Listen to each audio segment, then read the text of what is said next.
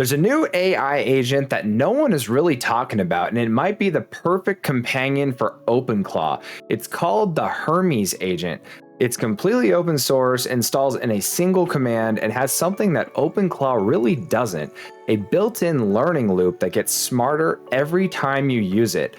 In this video, I'm going to walk you through the full installation guide, show you how to get things set up with your model provider, and then we're going to do a live demonstration on camera. I'm going to show you how Hermes can build a custom skill from scratch.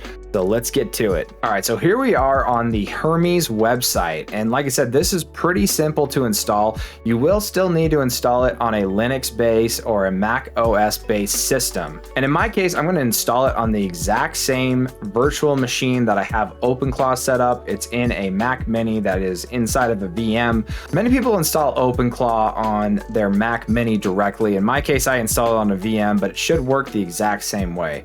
So this is the installation command that we need to copy.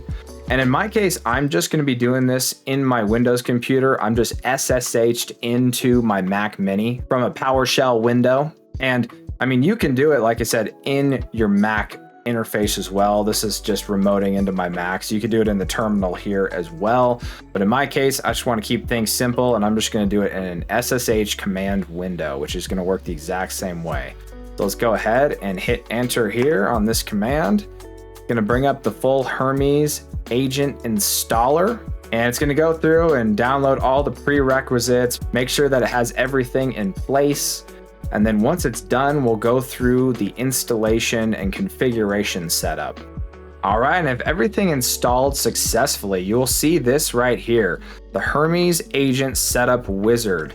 And it's going to ask you to configure the Hermes Agent installation and then go through all these different steps. This is honestly pretty simple to set up. And let's just go ahead and hit enter here.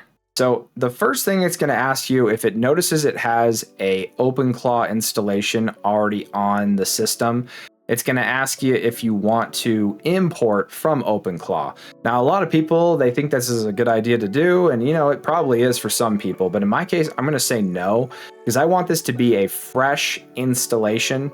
I want to make sure that we are just starting from scratch, and then I'll essentially connect it to OpenClaw later on down the road. I'm going to go ahead and hit no here. And then the next thing it's going to bring up is the model selection. So there is quite a few different options you can choose from. You could even go with like a local model, which at some point I might actually end up using. And I'll let you guys know why later on in the video. But for now, I am just going to be going with the OpenAI Codex GPT 5.4. So in order to do this, you're going to have to go ahead and copy this link and then also that code that they gave you. I'm going back to my web browser here. Let's just go ahead and do a quick login. All right, now that it's logged in, it's going to ask you for that 9-digit security code that they provided us in our terminal here.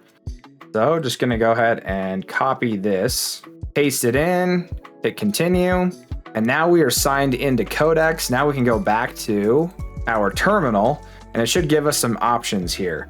So you've got, for this system, I'm just using my GPT Plus subscription for $20 a month.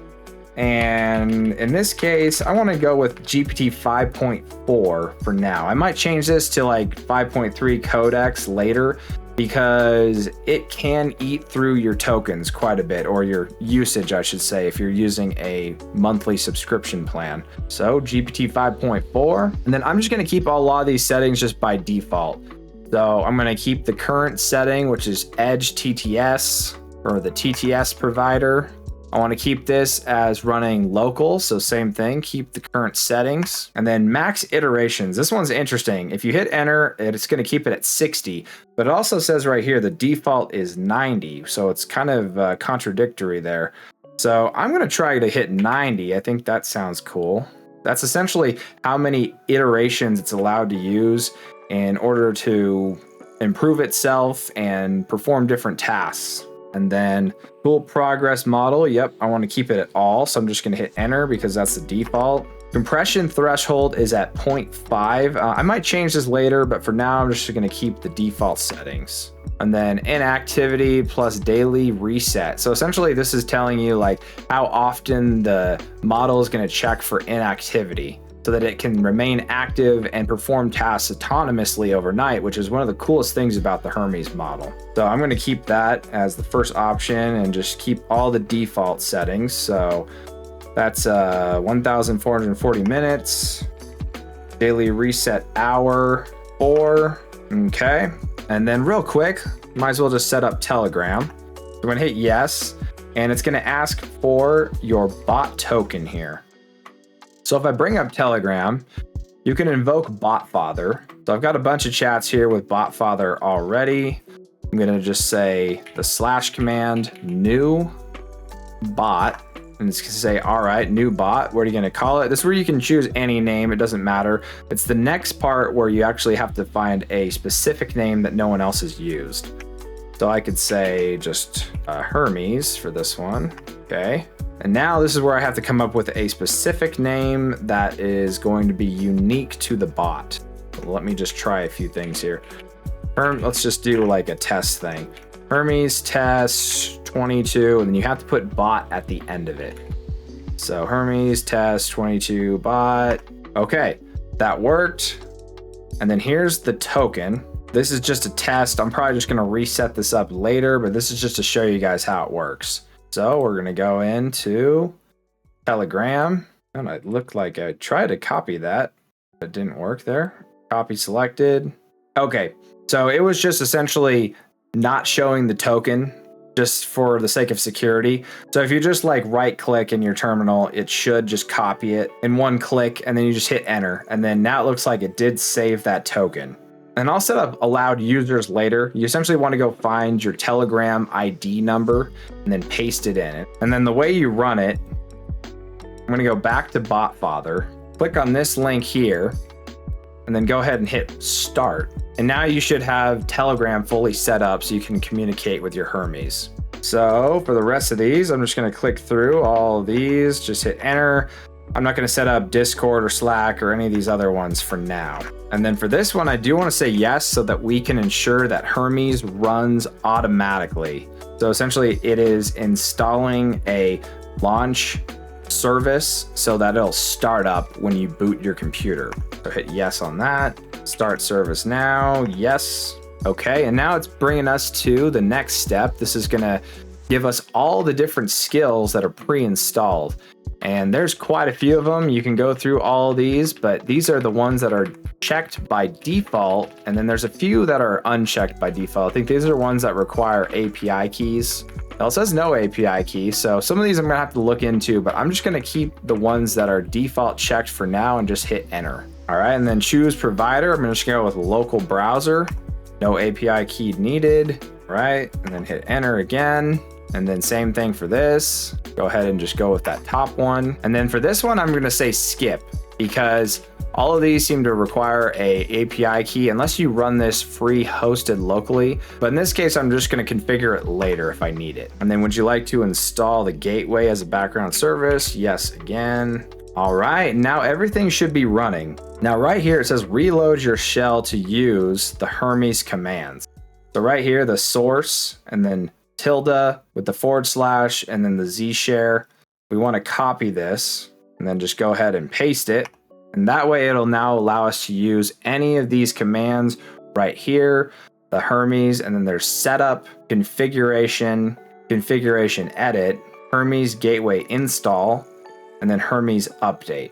So first thing we want to do is just go ahead and see if we can chat with our new agent.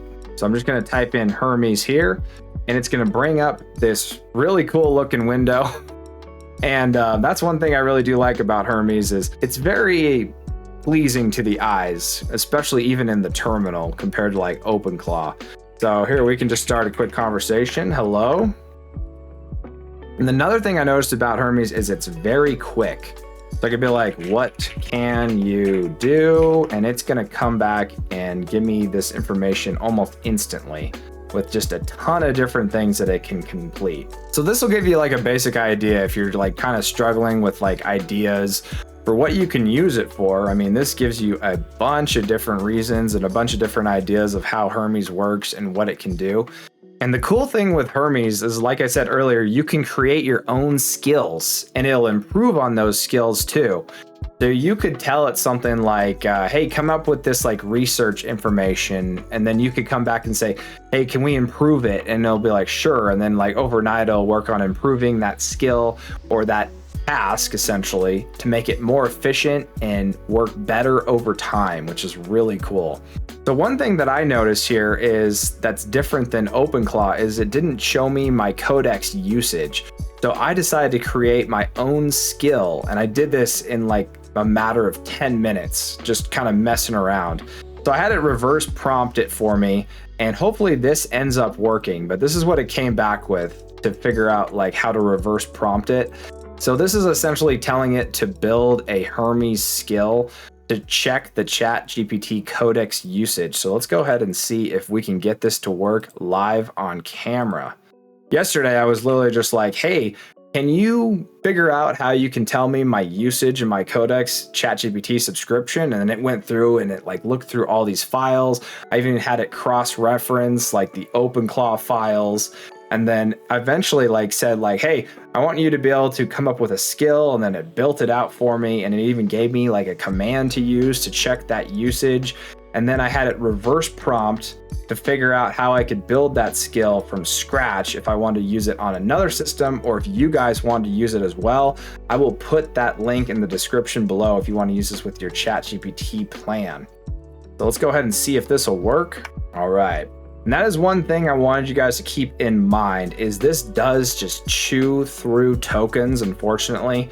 So I actually might end up putting Hermes on a local model, like running on my 5090 with Qwen 3.5 at some point, because it is supposed to be self-improving and it's supposed to run kind of overnight depending on what tasks you give it. So it could eat through quite a bit of token usage. Like just to build this skill, it took about 10% of my weekly usage. So if I go back to my web browser here and we look here, yeah, this is all from yesterday. I used like 12% of my Hermes usage just trying to build that skill. Now, it was going through and trying very hard to figure out how to build that skill. Now that I have it like all set up in this nice prompt, it should be able to know exactly where to look. And let's go back and see if it's done anything here. So this is the really cool thing about Hermes is you can actually watch it work. So right now it's going through, it's searching, it's still trying to figure out how to build that skill. And there it goes again. You can essentially watch it in progress, which is super cool. Because the one thing that I really don't like with OpenClaw is if I give it a command, like I say, hey, build me a dashboard, like in my last video. I'll sit there and I'll wait and I'll wait. And sometimes you'll have to be like, hey, are you still working on this? And it'll be like, oh yeah, sorry, I didn't tell you I was done, you know? Whereas with Hermes, you can go into this like full CLI window and just pretty much watch it work and see what it's doing and see how it's like thinking about different tasks. And looks like it's completed here now. So let's see if that actually ended up working. Okay, so it didn't fully get it done. I wanted it to add a Codex usage command. So that's what I'm going to tell it right here. Yes, please add a Codex /Codex usage command.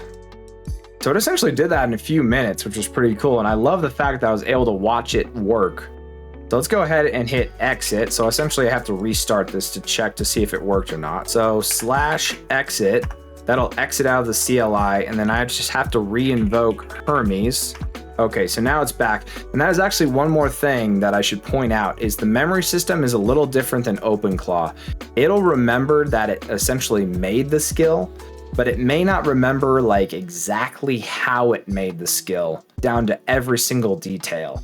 So the memory system, it remembers the most important information, but it doesn't always remember like everything you did in your last session if you essentially go ahead and exit and reboot it. So let's go ahead and see if that worked. Codex usage All right, so there we go. It did end up working, and I'll probably have it clean it up a little bit. It says essentially you've used 3% out of your 100%, and your remaining is 97 out of 100 for the 5-hour.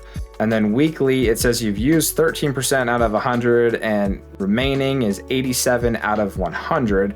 Let's go ahead and go back and look at our usage, and yep, see that all matches and everything looks good there.